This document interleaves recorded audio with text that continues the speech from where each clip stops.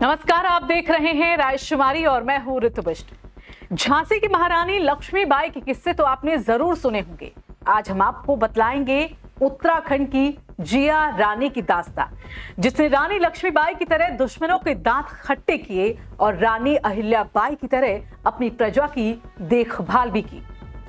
जो जिया रानी दुश्मनों के लिए जंग के मैदान में काल बनकर खड़ी हो जाती थी, वही जिया रानी अपनी प्रजा पर मां की तरह प्यार भी लुटाती थी।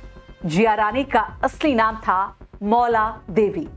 हालांकि कुछ किताबों और किस्से कहानियों में इनका नाम प्योला और पिंगला भी बताया गया है, लेकिन इनकी प्रजा इन्हें जिया रानी कहकर बुलाती थी, क्योंकि पहाड़ों में लोग मां को जिया कहते हैं और जिया रानी भी प्रजा से मां की तरह प्रेम करती थी।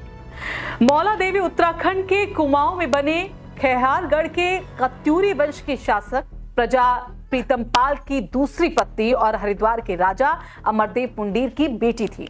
इनके पति प्रीतम देव पिथौरा शाही के नाम से भी जाने जाते हैं, जिनके नाम पर ही पिथौरागढ़ जिले का नाम पड़ा। मौला देवी के जिया रानी बनने और रानी लक्ष्मीबाई बनने के तरह पूजे जाने के पीछे की उनकी जो वजह है वो बहादुरी है और ममता का मेल दोनों ही छिपा हुआ है।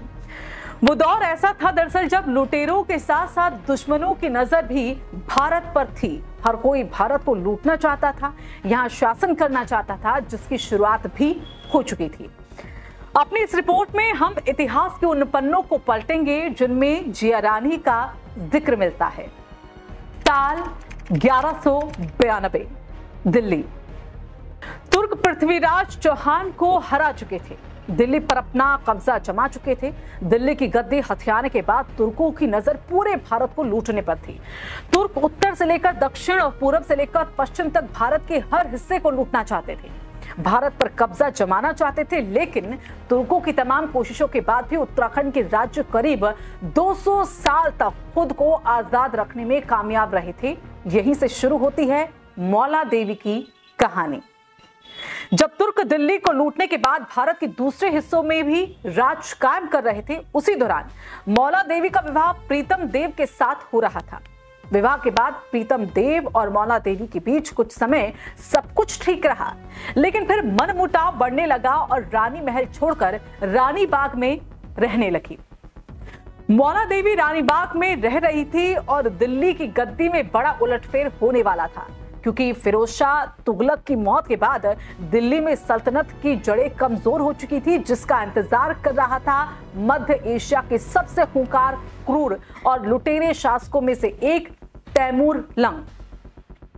दिल्ली में सल्तनत की जड़ें कमजोर हुई तो तैमूर लंग ने धावा बोल दिया। अपनी विशाल सेना के साथ तैमूर लंग ने दिल्ली पर चढ़ाई करना शुरू कर दिया और साल 1398 तक तैमूर लंग दिल्ली के साथ साथ मेरठ पर भी अपना कब्जा कर चुका था। तैमूर लंग और उसकी वहशी क्रूर सेना जहां जाती पहले लूटपाट करती, फिर कब्जा जमाती और फिर उसके वहशी दरिंदे महिलाओं के साथ दुष्कर्म करते और लोगों को मार डालते। दिल्ली और मेरठ को रौंदने के बाद तैमूर लंग की नजर पड़ी उत्तराखंड पर। यहां भी तैमूर लंग के पहले हरिद्वार में लूटपाट मचाई और फिर कुमाऊं की पहाड़ियों पर चढ़ाई शुरू कर दी। इधर रानीबाग में मौला देवी को तैमूर लंग के इरादों की भनक लग गई थी। और फिर क्या था, मौला देवी ने कुमाऊं के राजपूतों को इकट्ठा करके सेना बनाई और सेना की अगुवाई करते हुए तैमूर लंग का मुकाबला करने के लिए पहुंच गई। मौला देवी और तैमूर लंग की सेना के बीच भयंकर लड़ाई छिड़ी।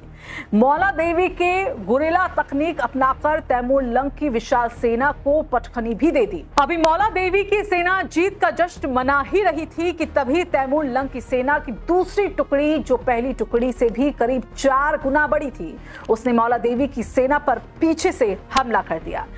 इस हमले के लिए ना तो मौला देवी तैयार थी और ना ही उसके सैनिक। आखिरकार मौला देवी को मैदान छोड़ना पड़ा। उधर राजा प्रीतम देव को तैमूर लंग की कायराना हरकत के बारे में पता चल गया।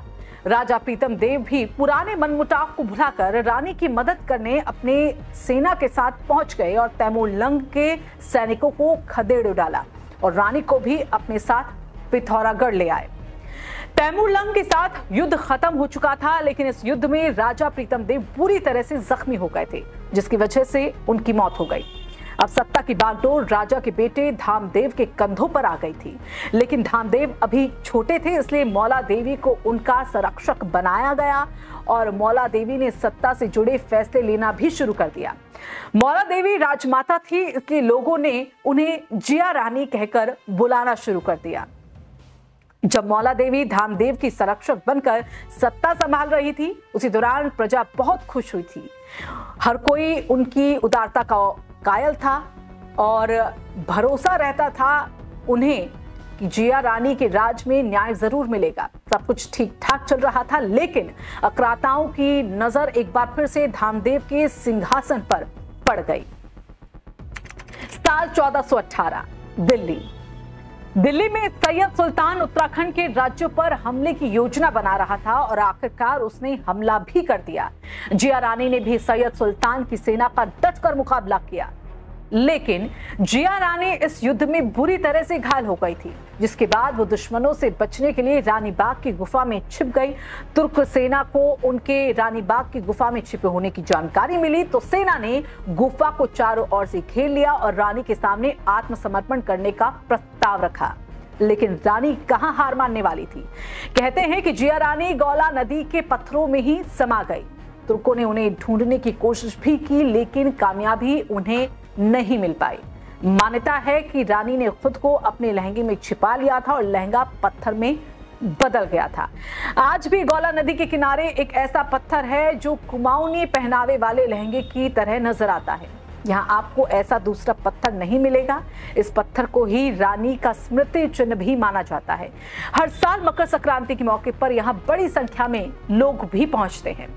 कुमाऊनी लोकगीत और जागर गाकर जिया रानी को याद भी किया जाता है और इस दौरान यहाँ पर सिर्फ जिया रानी का ही स्वर सुनाई देता है। उम्मीद है कि आपको हमारी ये रिपोर्ट जरूर पसंद आई होगी। अगर पसंद आई है तो वीडियो को लाइक करें और अपने कमेंट जरूर दें। चैनल को सब्सक्राइब करना न भूलें और बेल आइकन को भी दबाएं ताकि हमारी हर एक वीडियो आप तक जरूर पहुंचे।